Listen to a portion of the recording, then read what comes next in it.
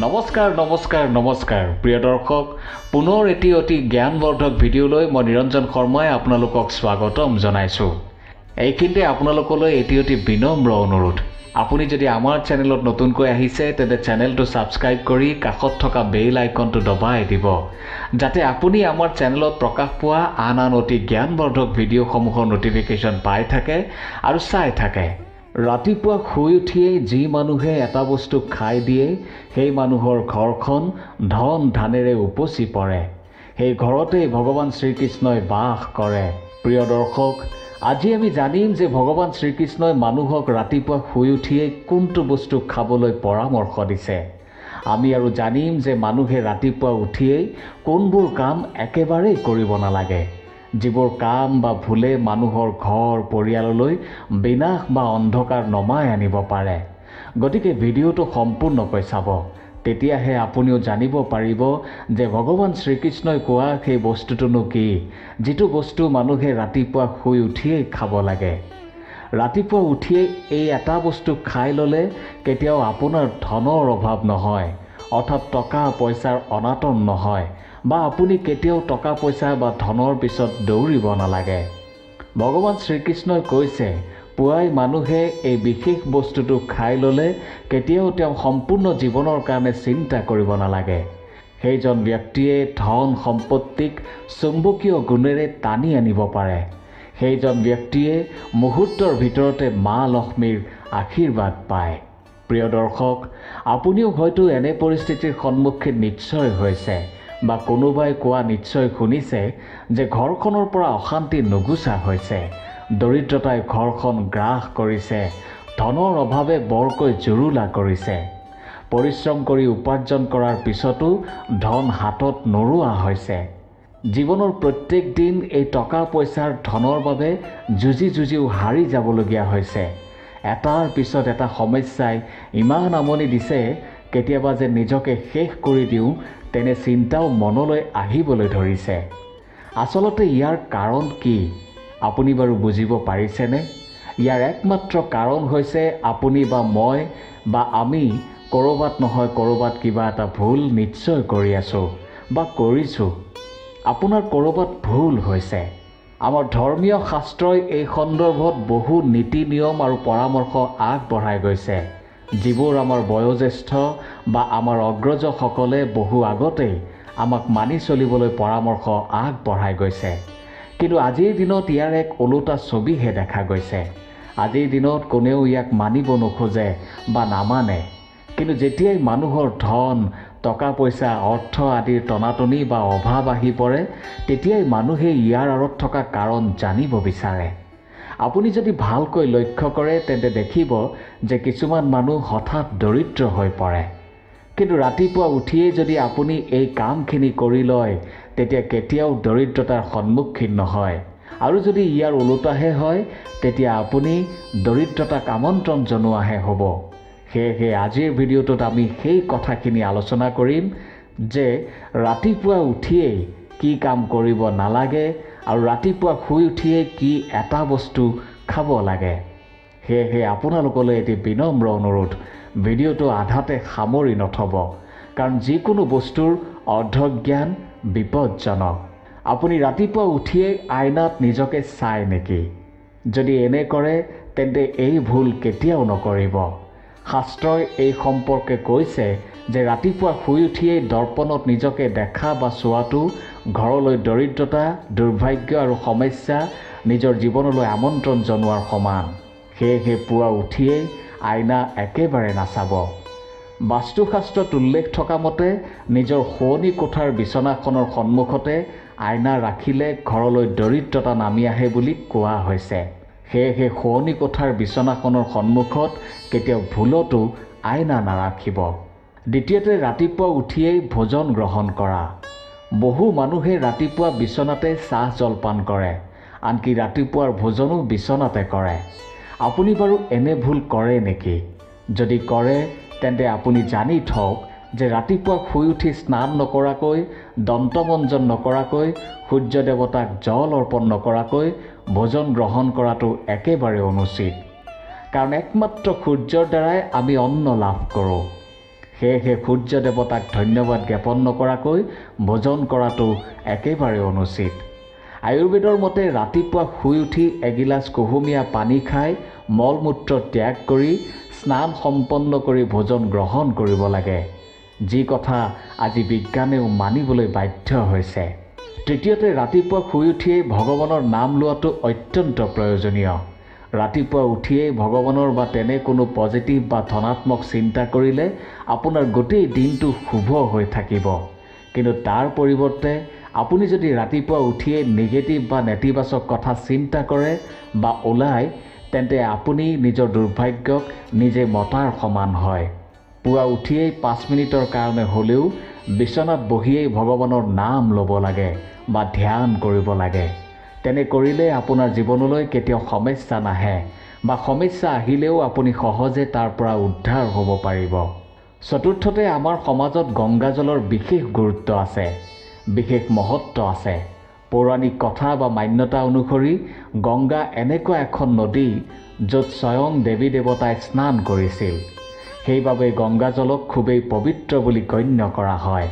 সেইবাবে ৰাতি শোৱাৰ সময়ত এটা তামৰ পাত্ৰত অলপ গংগাজল লৈ সেইখিনি শীতানৰ ফালে ৰাখিব লাগে আৰু পুৱা উঠি সেই তামৰ পাত্ৰত থকা পানী সামান্য বিচনাত ছটিয়াই বাকীখিনি খাব লাগে।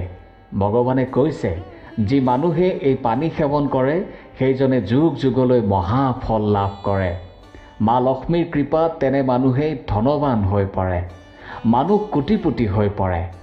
গংগাজল এনে এবিধ পানী যাৰ এটোপাল মানুহৰ মুখত পৰিলে তেওঁৰ সকলো পাপ নষ্ট হৈ পৰে আৰু মোক্ষ প্ৰাপ্তি হয়। গংগাজল কেতিয়াও অশুদ্ধ নহয়। সেইবাবে ৰাতিপুৱা উঠি আপুনি এই কাম নিশ্চয় কৰিব। এতিয়া হয়তো আপোনাৰ মনলৈ এটা প্ৰশ্ন নিশ্চয় আহিছে যে আপুনি এই গংগাজল সদায় ক'ত পাব?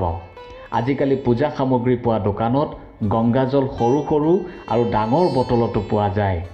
যদি আপোনাৰ তাত কোনো সন্দেহ থাকে, তেন্তে আপুনি নিজেও আপোনাৰ ঘৰতে থকা পৰিষ্কাৰ পানীক গংগাজললৈ পৰিণত কৰিব পাৰে। মান্যতা অনুসৰি আপুনি যদি এটা তামৰ পাত্ৰত আপোনাৰ ঘৰত থকা পৰিষ্কাৰ পানী লৈ তাত গংগা আবাহন কৰে, তেন্তে সেই পানীও গংগাজল হৈ পৰে। এইখিনিতে আপুনি এটা মন্ত্ৰ লিখি লওক বা ভালকৈ মনত ৰাখক। ওম গংগে চ যমুনে চৈব গোদাবৰী সৰস্বতী নৰ্মদে সিন্ধু কাবেৰী জলেস্মিন সন্নিধিং কুৰু। এটা তুলসী পাত লৈ পানীৰ পাত্ৰটোত ৰাখিব আৰু মন্ত্ৰটো এবাৰ উচ্চাৰণ কৰিব আৰু সেই পানীয়ে আপুনি পুৱা উঠি বিচনাত ছটিয়াই সেৱন কৰিবও পাৰিব। যদি আপুনি আপোনাৰ জীৱনৰ পৰা নেতিবাচকতা বা নিগেটিভিটি আঁতৰাব বিচাৰে বা দূৰ কৰিব বিচাৰে, দৰিদ্ৰতাৰ পৰা পৰিত্ৰাণ পোৱাটো বিচাৰে, তেন্তে পুৱা উঠি এটা কাম যেনে তেনে হ'লেও কৰিব। কেতিয়াও পাহৰি নাযাব। ৰাতিপুৱা শুই উঠিয়েই প্ৰথমে আইনা বা অন্য বস্তু যেনে মোবাইল, লেপটপ, টিভি নোচোৱাকৈ ভগৱানৰ দৰ্শন কৰিব। তাৰ বাবে আপুনি এটা অতি সহজ কাম কৰিব পাৰে। আপোনাৰ ঘৰৰ কোনো এক স্থানত ভগৱানৰ এক সুন্দৰ মনমোহিনীয়া ছবি ৰাখিব পাৰে, যাতে আপুনি শুই উঠিয়েই সেই ছবিখন চাব পাৰে আৰু সেই ছবিখনৰ দ্বাৰাই আপোনাৰ মন প্ৰাণ ভৰি পৰে। পুৱা উঠিয়েই ভগৱানৰ দৰ্শন কৰিলে মানুহৰ জীৱনৰ উন্নতি হয়। পুৱা উঠিয়েই এই ধৰিত্ৰীৰ বুকুত ভৰি থোৱাৰ আগত নিজ হাতেৰে ধৰিত্ৰীক স্পৰ্শ কৰি সেৱা জনাব আৰু ধৰিত্ৰী আইৰ পৰা আশীৰ্বাদ ল'ব আৰু ক্ষমা বিচাৰিব। তাৰ পিছতহে মাটিত ভৰিখন থ'ব। এনে কৰিলে মানুহৰ জীৱনত সৌভাগ্যৰ উদয় হয়। ইয়াৰ উপৰি প্ৰাতঃ কৰ্ম কৰি স্নান সম্পন্ন কৰি ঘৰত যদি কোনো জ্যেষ্ঠ ব্যক্তি থাকে, তেন্তে তেওঁৰ পৰা শুদ্ধ অন্তৰেৰে আশীৰ্বাদ ল'ব লাগে। এনে কৰিলে ঘৰখনৰ পৰিৱেশৰ উন্নতি হয়। মই ইয়াত শুদ্ধ অন্তৰৰ কথা এইকাৰণে কৈছোঁ যে বহুতেই কেৱল দেখুৱাবলৈহে এনে কৰে, কিন্তু মনত তেওঁৰ অন্য ভাৱ থাকে। এতিয়া জানি লওঁ আহক যে ৰাতিপুৱা উঠিয়েই মানুহে কি খাব লাগে। আপুনি যদি ৰাতিপুৱা ক'ৰবালৈ ওলাই যাবলগীয়া হয়, তেন্তে খালী পেটে কেতিয়াও ঘৰৰ পৰা নোলাব। কিবা এটা হ'লেও খাইহে যাব। এনে কৰিলে মা লক্ষ্মীৰ কৃপা সদায় আপোনাৰ লগতে থাকিব।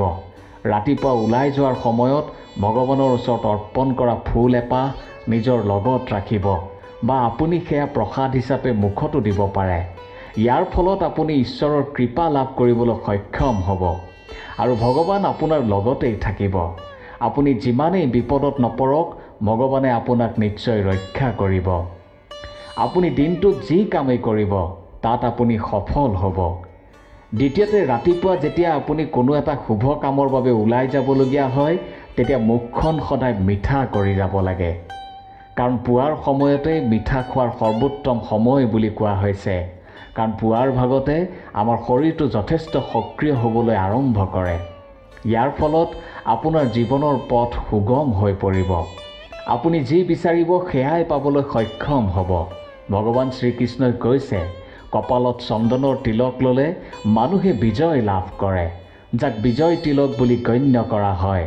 শাস্ত্ৰই কৈছে, যি মানুহে ৰাতিপুৱা ঘৰৰ পৰা কামলৈ বুলি ওলাই যাওঁতে চন্দনৰ ফোট বা তিলক লগায় তেওঁৰ ওপৰত ভগৱানৰ কৃপা দৃষ্টি পৰে আৰু তেওঁক কোনেও একো অপকাৰ কৰিব নোৱাৰে।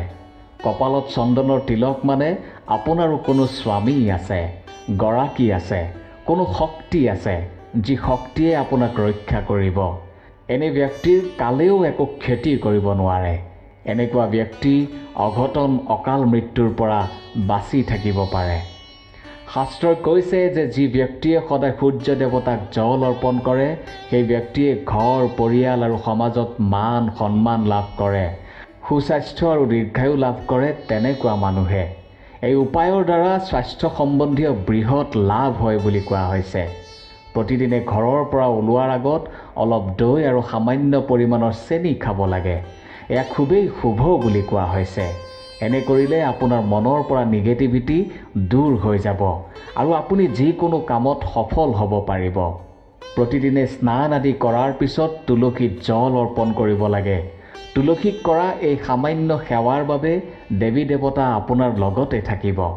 শাস্ত্ৰই কৈছে, যিখন ঘৰত তুলসী থাকে আৰু যিয়ে তুলসী তলত চাকি জ্বলায় সেইখন ঘৰত সদায় সুখ সমৃদ্ধি বিৰাজ কৰে। প্ৰতিদিনে গোসাঁই ঘৰ, পূজা ঘৰ বা মন্দিৰত পূজা অৰ্চনা কৰিব লাগে। ঘৰত চাকি ধূপ জ্বলাব লাগে। চাকি ধূপ জ্বলালে ঘৰৰ পৰা নিগেটিভিটি বা নেতিবাচক শক্তি আঁতৰি যায়। বাস্তুশাস্ত্ৰৰ মতেও ঘৰত সদায় ধূপ চাকি জ্বলালে ঘৰৰ বাস্তু দোষ দূৰ হয়। ৰাতিপুৱা সদায় ঘৰখন শান্ত হৈ থাকিব লাগে। বহু মানুহৰ ঘৰত দেখিব যে ৰাতিপুৱাৰে পৰা ঘৰখনত অশান্তি, হাই কাজিয়া, কটু বচন আদি চলি থাকে। এনে ঘৰত কেতিয়াও মা লক্ষ্মী প্ৰৱেশ নকৰে, কেতিয়াও সুখ নাথাকে। ঘৰখনত থকা শাহু বোৱাৰী, পিতৃ মাতৃ, পতি পত্নী সকলোৰে মাত কথা মধুৰ হ'ব লাগে। ৰাতিপুৱাৰ পৰিৱেশটোৱে নিশ্চিত কৰে যে আপোনাৰ ঘৰখনত গোটেই দিনটোত কেনেকুৱা হৈ থাকিব। মনত ৰাখিব, যিখন ঘৰত সকলোৰে মাত কথা, আচাৰ ব্যৱহাৰ, ৰীতি নীতি আদি মানি চলা হয় সেইখন ঘৰতেই ভগৱানে বাস কৰে। প্ৰিয় দৰ্শক, যদি ভিডিঅ'টোৰ পৰা আপুনি উপকৃত হয় তেন্তে এটা লাইক আৰু ভিডিঅ'টো শ্বেয়াৰো কৰিব, যাতে আপোনাৰ এই মহান কামৰ জৰিয়তে আন 10 জনেও এই কথাখিনি জানিব পাৰে। আৰু শেষত সদায় কৈ অহাৰ দৰে আজিও কওঁ, সদায় হাঁহি থাকিব, হাঁহি থাকিব। ধন্যবাদ।